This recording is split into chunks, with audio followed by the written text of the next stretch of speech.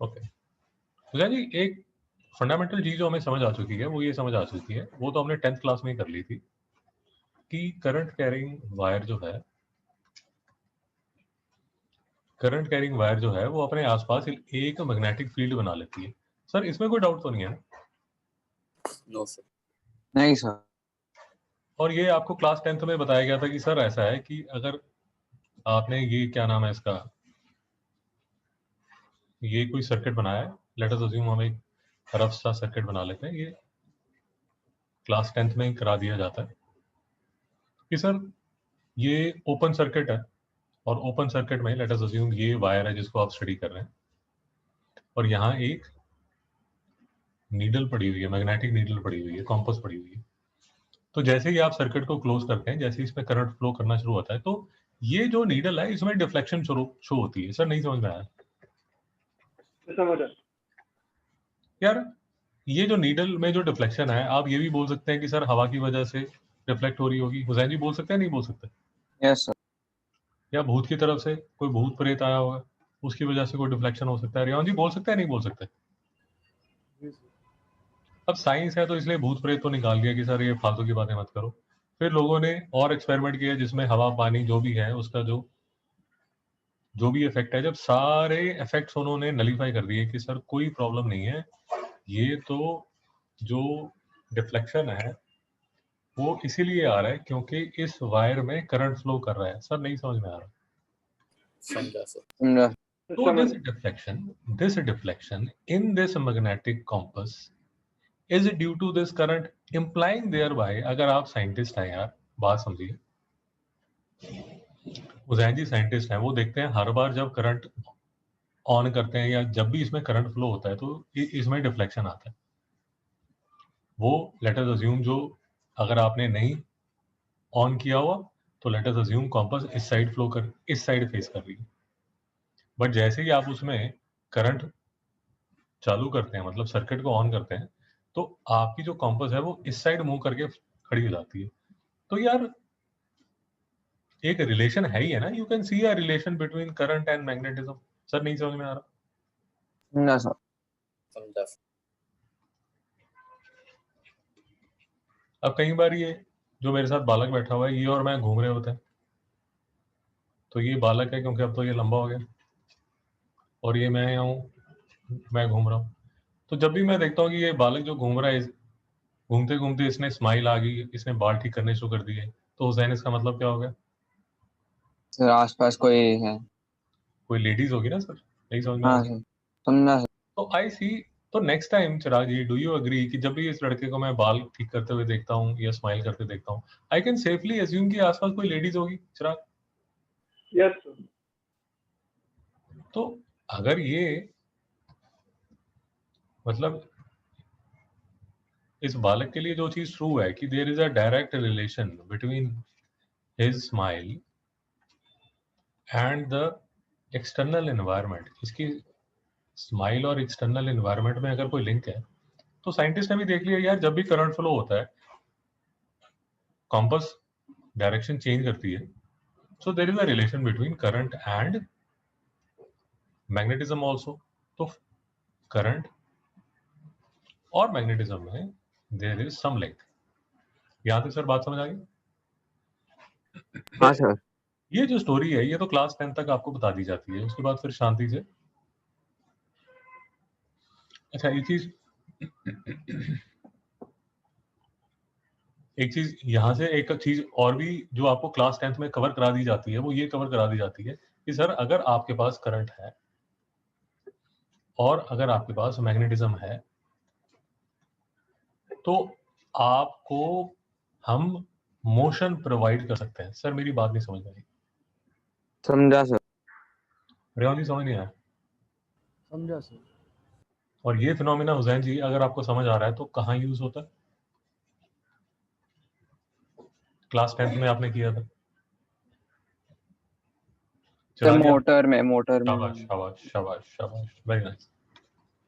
तो ये जो डिफ्लेक्शन है ये हम मोटर में भी हमने स्टडी किया था क्लास 10th में।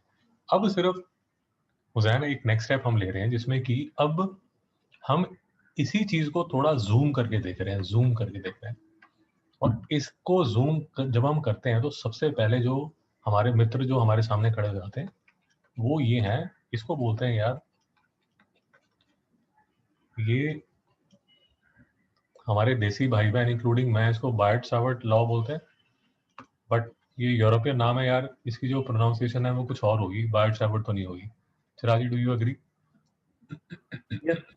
ये तो हम इसके बेचारे के नाम के हाथ पैर तोड़ रहे हैं। और जैसे मेरी वाइफ का नाम पल्लवी है, तो वो गोरों के साथ जब मीटिंग होती है तो उसको पलावी बोलते हैं। हुसैन जी समझ आ रहे हैं? Yes sir.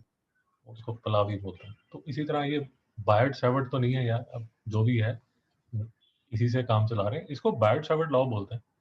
और सर ने ये देखा कि सर ये अगर करंट कैरिंग वायर है, इस करंट कैरिंग वायर में एक छोटा सा हिस्सा जिसकी लेंथ dl है, उसका magnetic effect at a point p जो कि यहां से डिस्टेंस r पे है, can be given by a formula. चिराजी बोलिए जरा क्या फॉर्मूला है?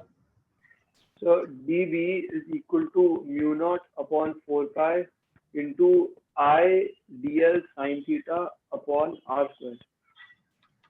Upon R square. Sine theta क्या है हुसैन जी? सर डायरेक्शन मतलब सर वो मैग्नेटिक फील्ड और करंट के बीच का एंगल। मैग्नेटिक फील्ड की डायरेक्शन क्या है?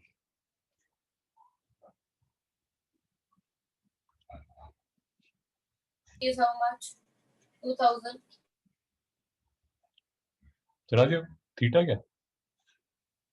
So मुझे ये समझ नहीं आया क्वेश्चन आपने जो पूछा था। यार मुझे एक बात बताओ, क्योंकि आप सबसे समझ जो थीटा है वो जो लाइन जो ये आर्क और ये डायरेक्शन ऑफ करंट के बीच का एंगल है। यार मुझे एक बात बताओ, आप लोग फिजिक्स में कुछ सेल्फ स्टडी करते हो कि ये सोचते हो अरे अंकल जी करा देंगे, नई नंबर आए तो मम्मी अंकल जी को देखो उन्होंने मुझे पढ़ाया नहीं? कुछ सेल्फ स्टडी करते नहीं हो, नहीं करते? हुसैन जी फिजिक्स में कितना टाइम डिवोट करते हो आप दिन का? Hussain ji sir 1 hour. 1 hour during the tuition या उसके बाद भी? फिर उसके बाद बेटा क्या हो ना आप? So 20 minutes to half an hour. 20 minutes में फिजिक्स कर लोगे आप 11th 12th की? नहीं सर। चिराजी आप? सर मैं हर रोज फिजिक्स नहीं करता सर, जो ऑल्टरनेट करता हूँ ये बायो फिजिक्स के। बेटा ये रिकॉर्डिंग हो रही है सारी, नीचे डिस्क्रिप्शन में भी डाल दूंगा कि अगर आपके होनहारों के नंबर कम आए तो कृपया इस डेट का यूट्यूब वीडियो चेक कीजिए। चलो अभी फिर से बोलिए, हुसैन जी आप बोलिए फॉर्मूला क्या? Sir dv is equal to u naught by 4 pi into I dl sin theta upon r square। Hussain ji दिन में 20 मिनट पढ़ के फिजिक्स आ जाएगी? नहीं सर। अंबाजी आप कितनी देर पढ़ते हो physics? For like alternate days में से 2 hours continuously से करते रहता हूँ सर से as such। ठीक है सर, जितने आप घंटे बता रहे हैं उतने नंबर आएंगे, उससे ज्यादा नहीं आएंगे, उससे कम नहीं आएंगे। ओके अब देखिए सर, ये जो थीटा है सर ध्यान से समझिए, ये जो थीटा है this is the angle between this element dl and this position vector r। Sir मेरी बात नहीं समझ में आ रही? सर मेरी बात नहीं समझ में आ रही? तो समझ गए। हुसैन जी नहीं समझ में आ रही? सर एक मिनट dl रिपीट कर किसका सकते है? हो? आई एम सॉरी हुसैन बोलो। dl किसका ये है डायरेक्शन? हाँ स्मॉल लेंथ। हाँ हाँ हाँ हाँ dl बिल्कुल, बहुत अच्छा। बच्चे dl जो है उसकी जो डायरेक्शन होगी वो वही डायरेक्शन होगी जो कि करंट की डायरेक्शन होगी, पहली बात। दूसरी बात, dl है क्या, लिख लीजिए, dl is a small part small, ऐसे लीजिए, small part of length of the wire. Sir कोई डाउट है? नहीं सर। सर कोई डाउट है? आबाजी कोई डाउट है? No sir. चिराजी कोई डाउट है? नो अच्छा, अभी समझ लीजिए सर, क्योंकि ये तो सबसे सिंपल, हम जी ये तो हमारा सिंपल बायो-सैवर्ट लॉ है। ये सर बायो-सैवर्ट लॉ अगर आप लेंगे, अब ध्यान से सुनिए जो मैं कह रहा हूँ और उसमें कोई डाउट मत रखिए। ये बायो-सैवर्ट लॉ अभी लिख लीजिए। इनके इनके एक कजन है जिनका नाम है एम्पियर्स लॉ। वो क्या है क्या नहीं है वो कर लेंगे, उसकी चिंता मत कीजिए, बट अभी सिर्फ लिख लीजिए। ये बायो-सैवर्ट लॉ और इनके जो कजन है वो है एम्पियर्स लॉ। थोड़ा सा दिमाग में सेट करने के लिए, क्योंकि अभी हमारे इनिशियल लेक्चर चल रहे हैं मैग्नेटिज्म के, थोड़ा सा मैं दिमाग में अगर आपने सेट करना हो ना तो ये याद रखना, जैसे इलेक्ट्रोस्टैटिक्स में हमने किया था कूलम्स लॉ, और उसके बाद चिराजी कौन सा लॉ किया था हमने? सर, एनो ये इलेक्ट्रिक फील्ड का गॉसेस लॉ। नहीं समझ में? समझा सर। नोट कर लीजिए सर, दिमाग में ना थोड़ा एक कंसेप्ट बैठ जाए। जैसे इलेक्ट्रोस्टैटिक्स में हमने दो भाई किए थे सर, कोई प्रॉब्लम नहीं है आबादी, कोई प्रॉब्लम नहीं है, ये सारा रिकॉर्ड हो रहा है, आपको मिल जाएगा। इलेक्ट्रोस्टैटिक्स, जैसे इलेक्ट्रोस्टैटिक्स में आपके पास दो लॉ थे, पहले आपको कूलम लॉ से स्टार्ट किया था, फिर कूलम लॉ से आप गॉसेस लॉ पे गए थे, दोनों कजन्स थे। ऐसे हम बायो-सैवर्ट लॉ से शुरू कर रहे हैं, और बायो-सैवर्ट लॉ से हम इनके बाद इनके जो दूसरे भाई हैं एम्पियर्स लॉ, उसके बारे में भी डिस्कशन करेंगे। सर यहाँ तक जो मैंने बात की उसमें कोई डाउट है क्या? नहीं सर, समझा। No sir. ओके, अब जो मैं कह रहा हूँ वो थोड़ा ध्यान से सुनिए। ये तो छोटा सा उन्होंने एक लॉ दे दिया कि सब ये वायर होगी ना, इसमें से डीएल लेंथ ले लेना, ये पॉइंट पे अगर आपको मैग्नेटिक फील्ड, हुसैन जी फिर से बोलिए क्या फॉर्मूला है? u0 upon 4 pi into I dl sin theta r square। तो पहले तो बिना ज्यादा डिटेल में गए मेरे से ये पूछ समझ लीजिए कि ये जो बी है, ये मैग्नेटिक फील्ड भी इसको बोला जाता है, आपकी किताब में इसको मैग्नेटिक इंडक्शन भी लिख दिया जाता है, बीच में कहीं आपको मैग्नेटिक फील्ड इंटेंसिटी भी नजर आ जाएगा।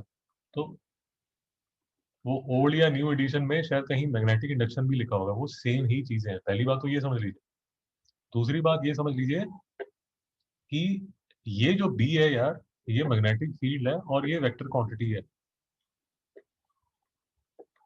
तीसरी चीज ये समझ लीजिए कि ये जो फॉर्मूला है उसकी एक क्रॉस प्रोडक्ट की वर्जन भी है, जो मैं अभी नहीं डिस्कस कर रहा। क्रॉस प्रोडक्ट की वर्जन है जो मैं अभी डिस्कस नहीं कर रहा, तो थोड़ा सा हमारा कंफर्ट आ जाएगा तो मैं वो भी डिस्कस कर लूंगा, बट एटलीस्ट अभी मैं इसको हाथ नहीं लगा रहा। बट सिर्फ ये देख लीजिए कि अगर ये करंट इस साइड फ्लो कर रहा है तो अपना राइट हैंड लीजिए, और आपका जो थंब है, जो राइट हैंड है, राइट हैंड की रिस्ट बना लीजिए। आपका जो थंब है वो इस करंट की डायरेक्शन में होना चाहिए। हुसैन जी समझ आया नहीं आया? समझा सर।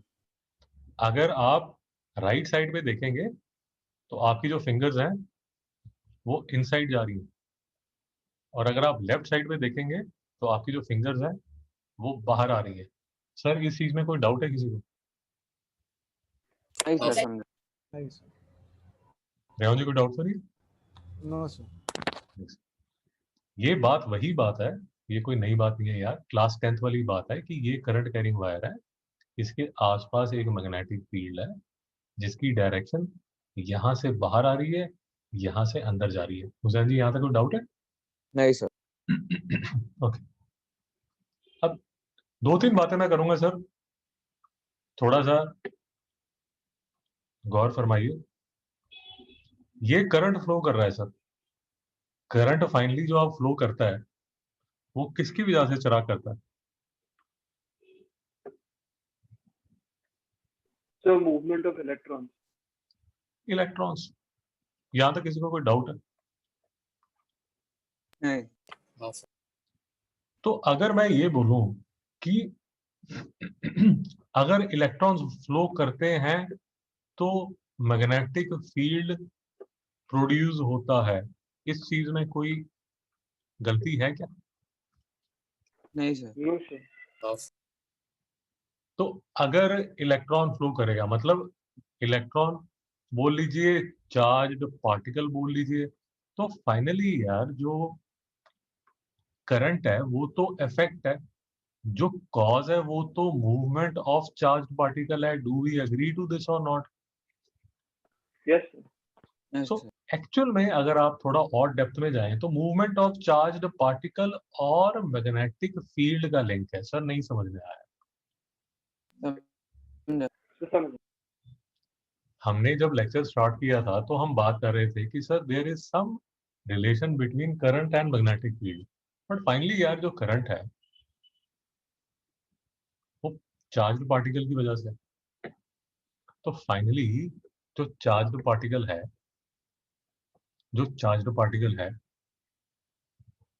उसका और मैग्नेटिक फील्ड का कोई ना कोई रिलेशन होगा। सर नहीं समझ में आ रहा? अरे ये लड़का कहीं घूम रहा है तो इसके कोई ना कोई पिताजी तो होंगे ना, ऐसे out of the thin air तो प्रोड्यूस नहीं हो गया होगा। नहीं समझ में आया? समझा सर। है ना? तो कहीं ना कहीं तो उसके पिताजी होंगे, घर से भाग गए होंगे, साथ में नहीं रहते होंगे, वो सब बातें अलग हैं, बट कोई भी इंसान आपको दिखेगा तो उसके पिताजी तो होंगे, माताजी नहीं होंगे। तो मैं आपको ये कहने की कोशिश कर रहा हूँ, फाइनली मैं आपको ये कहने की कोशिश कर रहा हूँ कि अगर कहीं पर भी चार्ज्ड पार्टिकल की मूवमेंट है तो आबाजी साथ में क्या होगा?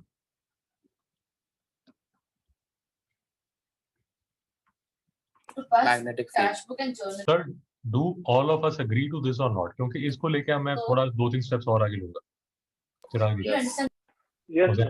हुसैन जी, Yes sir. समझा। रेहान जी। जी sir. Okay, Rehan ji chemistry कर रहे हैं तो ये इलेक्ट्रॉन की मूवमेंट है। Do you agree to this और नॉट? यस तो अगर इलेक्ट्रॉन की मूवमेंट है तो मैग्नेटिक फील्ड भी होना चाहिए। Do you agree to this और नॉट? Yes sir. अरे भैया यकीन कर रहे हो या इट इज ऑल बीएस यार? सर पता नहीं क्या बोलते रहते हैं, मुझे समझ नहीं आता। Rehan ji, do you agree to this और नॉट? जी सर। और रेहान जी, अगर आप केमिस्ट्री में थोड़ा देखेंगे तो ये इलेक्ट्रॉन की दो तरह की मूवमेंट होती है। कौन सी मूवमेंट होती है?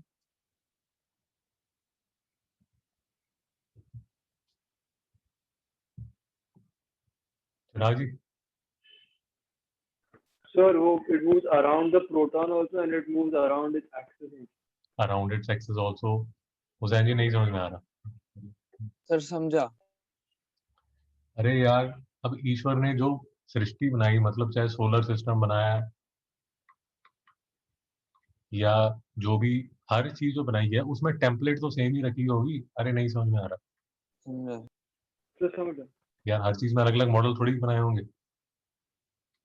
तो यूनिवर्स, नेचर, जिसने भी ये सृष्टि को बनाया उसने एक ही टेम्पलेट रखी होगी, और वो जो टेम्पलेट है, जो टेम्पलेट सोलर सिस्टम में चल रही है वही एटम पे चल रही है। नहीं समझ में आ रहा?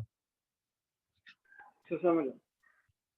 अरे ये यही टेम्पलेट तो यहाँ पर भी चल रही है कि ये सन है और यहाँ आसपास अर्थ है। सर नहीं समझ में आ रहा? वो अर्थ की भी तो दो तरह की मूवमेंट होती है ना। नहीं समझ में आ रहा? समझा। अरे टेम्पलेट तो सेम ही होगी, हर चीज का कोई नया मॉडल थोड़ी बनेगा। जिसने भी सृष्टि बनाएंगे इतना बैंडविड्थ थोड़ी होगी। उसने बोला यार ये एक टेम्पलेट है भैया, इसी से यूनिवर्स बना दो, इसी से एटम बना दो। नहीं समझ में आ रहा? चिराग जी, So समझा। और do you think it is very simplistic? Sir but घर बैठे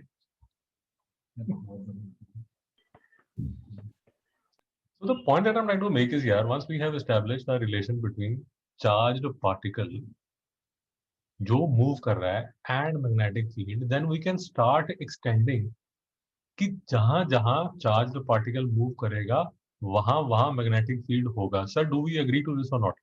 Yes, sir. Yes, sir. Can we also agree to this line कि जहां जहां मैग्नेटिक फील्ड होगा वहां चार्ज पार्टिकल होगा? Can we agree to this also? Yes, sir. Yes. Hussain ji, do you agree to this? के नहीं, Yes. पता नहीं क्या फालतू की बात है. Rehan ji, do you agree? Yes, sir. तो Rehan ji, you are a geologist. आज से 10 साल बाद आप जियोलॉजिस्ट बन चुके हैं, जिसको 11th-12th में फिजिक्स भी पढ़ी है. अब एज अ जियोलॉजिस्ट आपको बताया जा रहा है कि सर ऐसे अर्थ में मैग्नेटिज्म है. तो रेहान जी, यूजिंग दिस फंडा कि जहां भी मैग्नेटिक फील्ड है वहां चार्ज पार्टिकल है, what conclusion can you draw? Mister Rehan?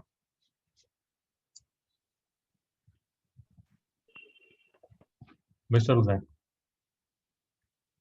मुझे क्वेश्चन नहीं समझा. मिस्टर चिराग? सर कोई मूवमेंट ऑफ चार्ज भी होना चाहिए उसमें. चार्ज तो पार्टिकल होगा तभी मैग्नेटिज्म आ रहा है. अब्बासी से बात समझ आ रही? Yes So sir. just Hussain ji, आपको क्वेश्चन समझ आया? फिर से बताओ. सर वापस बता सकते? ओके. हुसैन जी, ये तो हम ऑल ऑफ अस एग्री कि earth has magnetic field. Do we agree to this और नॉट? Yes. तो अगर अर्थ का मैग्नेटिक फील्ड है और जो मैग्नेटिक फील्ड है वो मूवमेंट ऑफ चार्ज्ड पार्टिकल की वजह से होता है, सो कैन वी एग्री कि अर्थ का भी जो मैग्नेटिक फील्ड है उसमें भी कोई movement of charged particles involve होंगे? Yes sir, no sir? Yes, sir. अब वो हुसैन जी, आपको क्या लगता है वो चार्ज पार्टिकल्स कहाँ हो सकते हैं?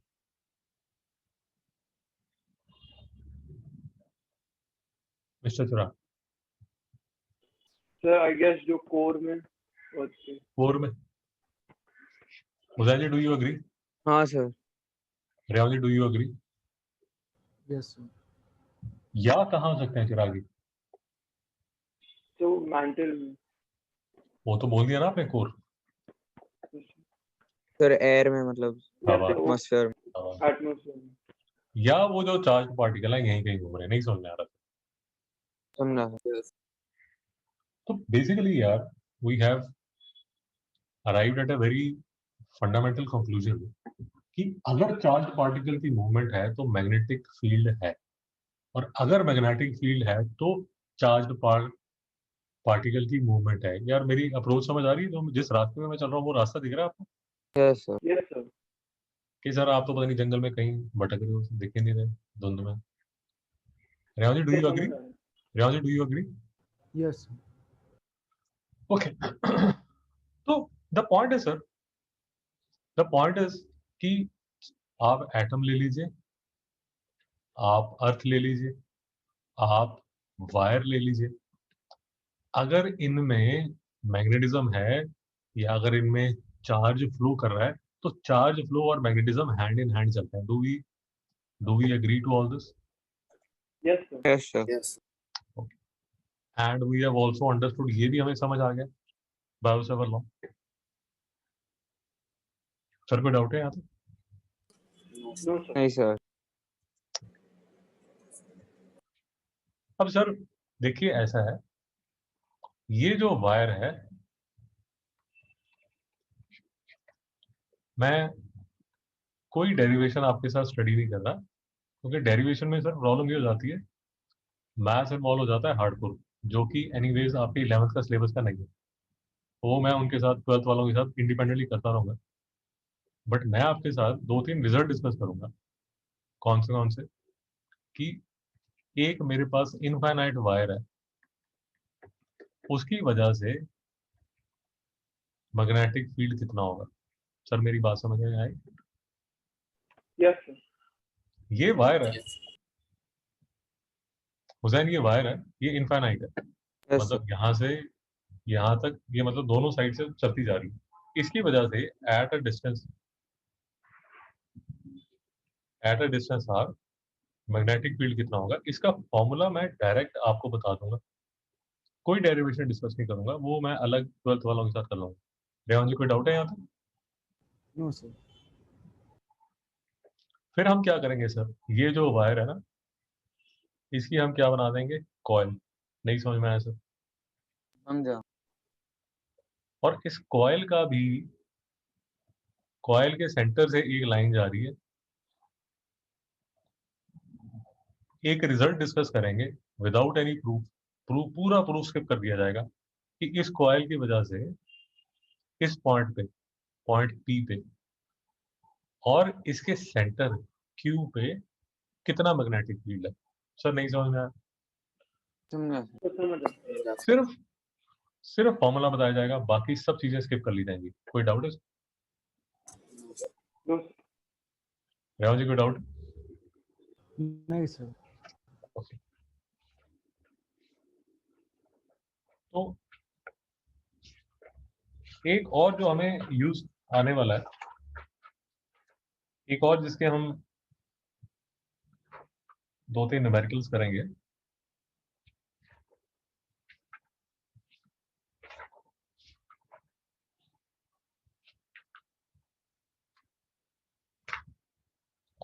वो है सर सोलेनॉइड। इसमें भी हुसैन जी, सोलेनॉइड याद है आपको क्या था? हाँ सर। क्या था? सर एक कॉइल्ड कॉपर वायर, उसके दोनों साइड्स पे एक मैग्नेट था। मतलब उसमें ये कॉइल पे एक मैग्नेटिक फील्ड जनरेट होता है। यार करंट फ्लो करोगे, आप बिल्कुल ठीक कह रहे हो।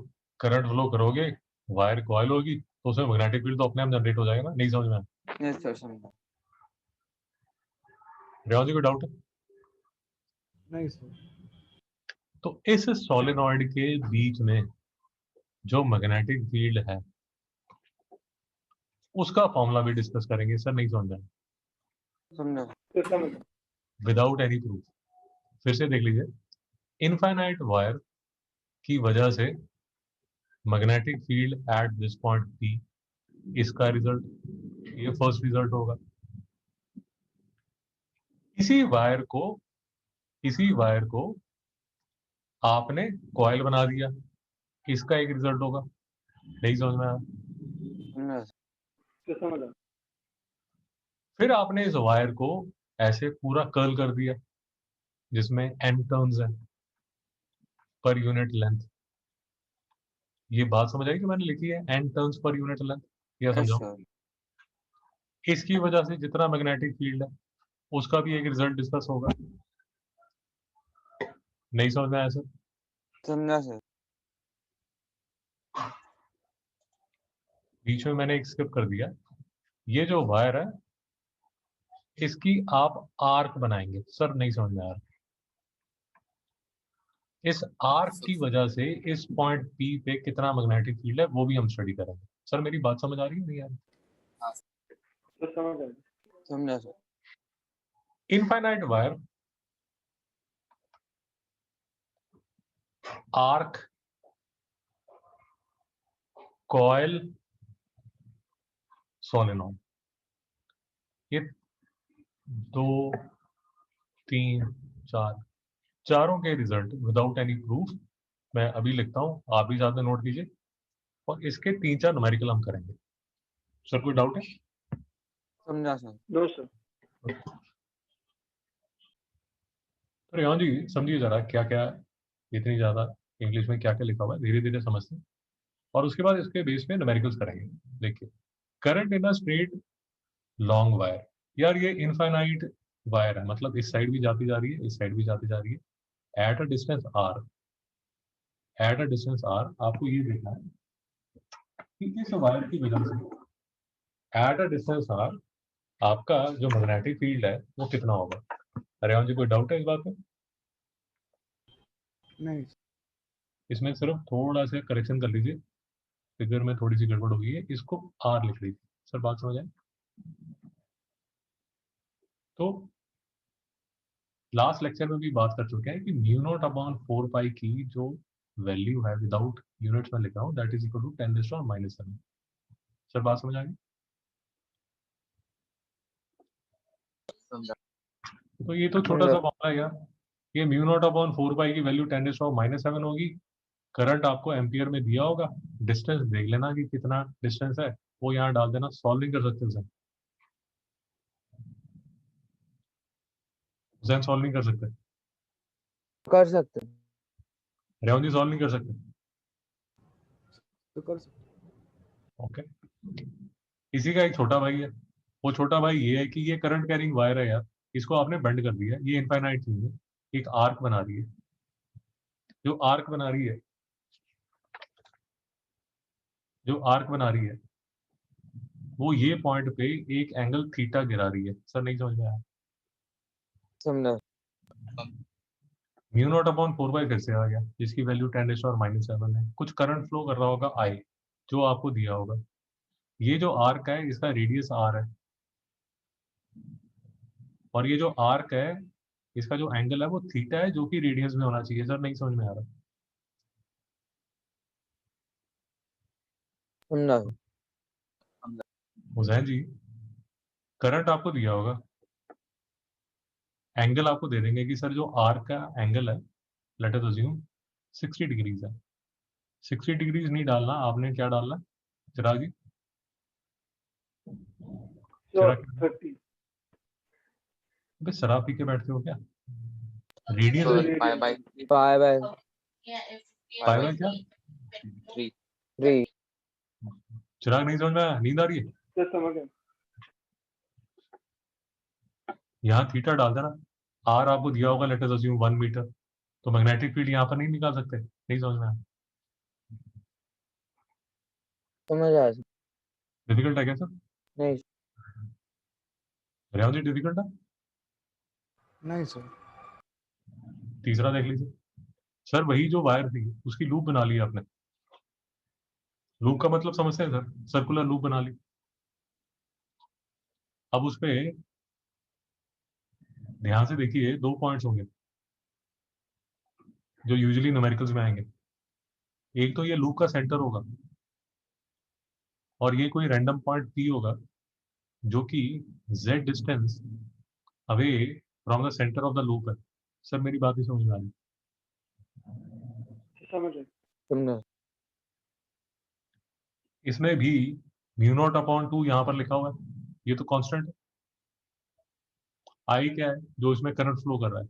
आर क्या है चिराग? आर क्या है? So this radius of the loop. Radius of loop. Revanth ji z क्या है? So the distance between them. कौन सा डिस्टेंस है? Distance between centre of loop and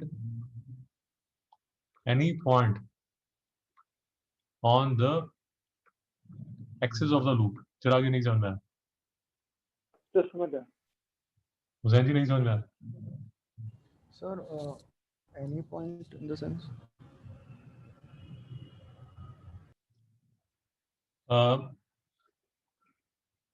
Revanth ji bangle देखा आपने? Yes. वो बैंगल का कोई सेंटर पॉइंट होगा, डू यू एग्री? Yes. वो सेंटर पॉइंट से कोई एक लाइन निकालिए, डू यू एग्री? Yes. अगर नहीं समझ में आ रहा तो ये देखिए, नहीं समझ में आ रहा चिंता मत कीजिए, चिंता मत कीजिए। नहीं समझ में आ रहा, ये टेबल है सर आपका,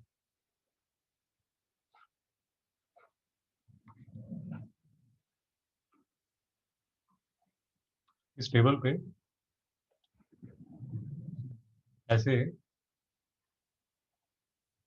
बैंगल रख दीजिए। सर समझ आ गया? जी सर। और बैंगल के सेंटर में पेंसिल रख दीजिए खड़ी करके। सर नहीं समझ में आया? समझा सर। हुसैन जी नहीं समझ में आया? समझा सर। ये वो लूप है, ये जहां पर पेंसिल खड़ी है वो पॉइंट ओ है। ये पेंसिल पे कहीं पर भी आप रैंडमली कोई भी पॉइंट पी ले सकते हैं। सर नहीं समझ में आया? रेवंत जी नहीं समझ में आया? जी सर समझा। ये सेंटर से ये जो डिस्टेंस है, लेट अस अज्यूम मैं ये वाला पॉइंट पी ले रहा हूँ, ये सेंटर से ये पॉइंट पी का जो डिस्टेंस है चिराग वो कितना है? So Z. रेहान जी नहीं समझ रहा, समझा सर। हुसैन जी समझ आया? समझ आया सर। तो रेहान जी ये लूप है जिसमें करंट कैरिंग हो रहा है। इस करंट कैरिंग लूप में कि सेंटर पे करंट की वजह से कितना मैग्नेटिक फील्ड होगा, या इसके एक्सियल लाइन पे कोई भी रैंडम पॉइंट ले लीजिए which is eight a distance z from the centre of the loop, उस पे कितना मैग्नेटिक फील्ड होगा, that is given by this formula. इस फॉर्मूले का मतलब क्या है, म्यू नॉट अपॉन 2 पाई तो कांस्टेंट है, I is the current which is flowing in this loop. Sir यहाँ तक समझ आया, कंफ्यूजन है? हाँ सुनो काफी। हुसैन जी कंफ्यूजन है? नहीं सर समझा। R is the radius of this loop. Z is the distance of any point of the axis of this loop from the center of the loop. Hussain ji नहीं समझ में आया? समझा सर। रेहान जी कंफ्यूजन है? नहीं सर समझा। ये सोलेनॉइड है, सोलेनॉइड के सेंटर में कितना मैग्नेटिक फील्ड होगा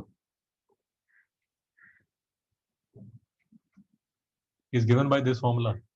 म्यू नॉट कांस्टेंट है, I इस सोलेनॉइड में कितना करंट फ्लो कर रहा है, और N is the number of turns of the wire per unit length. Hussain नहीं समझ में आया? समझा सर। रेहान जी समझ नहीं आया? सर समझा। रेहान जी कोई कंफ्यूज होने की जरूरत नहीं है, सिर्फ ये याद रखिए, जब भी कंफ्यूज हो तो सिर्फ ये याद रखिए कि हम कर क्या रहे हैं। हम कुछ नहीं कर रहे सर, हम क्लास 10th में आपको ये बताया गया था कि करंट कैरिंग वायर की वजह से मैग्नेटिक फील्ड बनता है। नहीं समझ में आया? समझा सर। अब आपको सिर्फ ये बताया जा रहा है कि वो जो वायर आपने ली थी उसकी वजह से जो मैग्नेटिक फील्ड बना था उसका फॉर्मूला क्या होगा, और वो जो वायर थी वो अलग अलग शेप में आ सकती है, या तो वो इनफाइनाइट हो सकती है, उसकी वजह से किसी भी पॉइंट पे आप मैग्नेटिक फील्ड देखना चाहते हैं, या वो wire can be bend into an arc, या you can make a coil out of that wire, या you can make a solenoid of that wire. Rehan ji समझ आ रहा है मेरा लॉजिक? जी सर। तो पहला फॉर्मूला इनफाइनाइट वायर, दूसरा फॉर्मूला आर्क, तीसरा फॉर्मूला कॉइल, चौथा फॉर्मूला सोलेनॉइड। जी नहीं समझ में आया? समझा सर। ये आपके सिलेबस में है, ये एक फॉर्मूला आपके सिलेबस में नहीं है, बट फिर भी नोट कर लीजिए, कभी ना कभी ये आपको रास्ते में मिल जाएगा। हर बार जो वायर है वो इनफाइनाइट तो नहीं होगी, अगर वो फाइनाइट वायर हुई और आपको उसकी वजह से किसी पॉइंट पी पे मैग्नेटिक फील्ड देखना है, so that is given by this formula. फिर आगे नहीं समझ में आया? तो समझ लो। Mu naught upon 4 pi,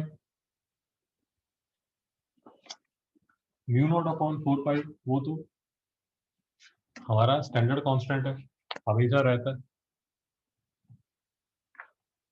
I current है, आर क्या है, distance of this length from this point P. Sir नहीं समझ में आ रहा? तो समझ लो। समझा। मैं फिर से बोल रहा हूँ, ये आपके सिलेबस में नहीं है, बट ये कहीं ना कहीं इसका क्वेश्चन आएगा तो आपको तंग करेगा, तो इसलिए नोट करके रख लीजिए इसको। जब क्वेश्चन आएगा तो मैं आपको बता दूंगा कि यार ये हमारी डिस्कशन हुई है। अब बात समझ आ गया? यस। आई करंट हो गया, अल्फा या ये एंगल मान लीजिए या ये एंगल, इनमें से किसी को अल्फा मान लीजिए और किसी को बीटा मान लीजिए। सर नहीं समझ। समझा सर।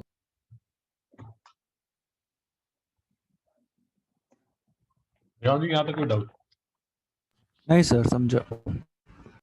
ओके, अगर सर सारा समझ आ गया तो पहले तो ये देखिए ये टेक्स्ट बुक में कहाँ कहाँ मिलेंगे। मैं आपको फिर से कह रहा हूँ, मैं इसकी डेरिवेशन आपको नहीं बता रहा, मैं आपको सिर्फ ये बता रहा हूँ कि आपकी बुक में कहाँ कहाँ नजर आते हैं। ये क्लास 12th की बुक है, देखिए आराम से मेरे साथ देखिए। ये तो हमारा बायो सेवन लॉ हो गया, चिराजी देख लिए। Yes sir. ओके, इसके बाद ये आ गई हमारी infinite wire, current in a straight long wire. Infinite wire है और हमने जो फॉर्मूला लिखा था,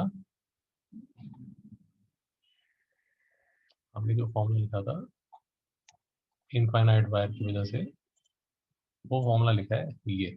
सर नहीं समझ में आया? सर समझ गया। उजैन जी को डाउट है? नहीं सर समझा। और ये तो हो गया हमारे Biot Savart law, infinite wire. फिर हमने क्या किया, आर्क बना दी। जब हमने आर्क बना दी तो जो फॉर्मूला यूज होगा वो फॉर्मूला ये यूज होगा। सर नहीं समझ में आया? समझा सर। ये देखिए, ये आपने आर्क बना दी ना, उसमें से करंट फ्लो हो रहा है। अब आपको मैग्नेटिक फील्ड देखना है एट अ डिस्टेंस आर, तो उसका ये सब इंटीग्रेशन वगैरह होगी, भाड़ में जाए इंटीग्रेशन। यार हमें तो आप फाइनली एक फॉर्मूला दे दीजिए और वो फॉर्मूला ये पड़ा हुआ है। हुसैन जी समझ आ गया? Yes sir. हुसैन जी उसके बाद हमने क्या किया था,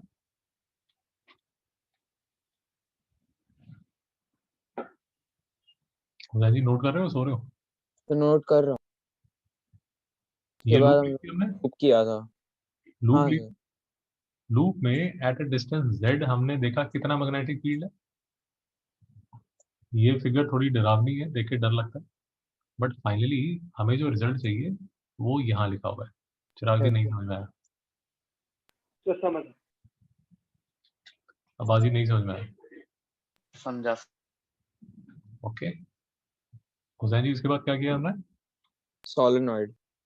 सोलेनॉइड। सोलेनॉइड के लिए जो रिजल्ट आएगा वो लिखा है यहाँ। बीच में क्या ज्ञान गणित है हमें उससे कुछ लेना देना नहीं है, वी आर लीस्ट वर्ड। चिराग जी समझ आ गया? Yes sir. हुसैन जी को डाउट है? नहीं सर। अगर कोई डाउट नहीं है तो कल का होमवर्क नोट कर लीजिए। राव जी फिर से देख लीजिए, क्वेश्चन 1 का पार्ट 1 नोट किया आपने? Yes question number 3, question number 7, question number 9, question number 11, question number 12, question number 15, question number 18। Hussain ji note कर लिए? हाँ सर। मैं आपको बार बार कह रहा हूँ सारे प्लग एंड प्ले क्वेश्चंस हैं यार। प्लग एंड, जो भी मैंने आपको लिखाए हैं सारे के सारे प्लग एंड प्ले हैं। प्लग एंड प्ले का मतलब ये हुआ आपको सिर्फ वैल्यू डालनी है और आंसर निकालना है। चिराग समझ आ गया? Yes sir. कोई रोना धोना मत करना यार कि सर डिफिकल्ट था, ये था वो था, बहुत इजी क्वेश्चन। हुसैन कोई डाउट? नहीं सर समझा।